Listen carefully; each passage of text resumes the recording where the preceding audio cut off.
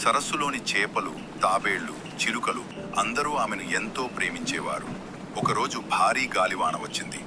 అలలు ఉప్పొంగి సరస్సు కలుషితమైంది. చిన్న చేపలు భయంతో వణికిపోయాయి. అప్పుడు ఆ హంస ధైర్యంగా ముందుకు వచ్చి, భయపడకండి, నేను ఉన్నాను అని చెప్పింది.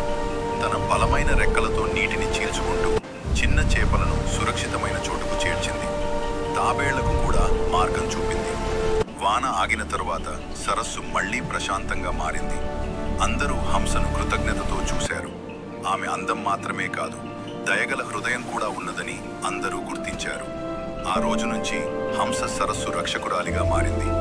అందం కన్నా మంచితనం గొప్పదని అదని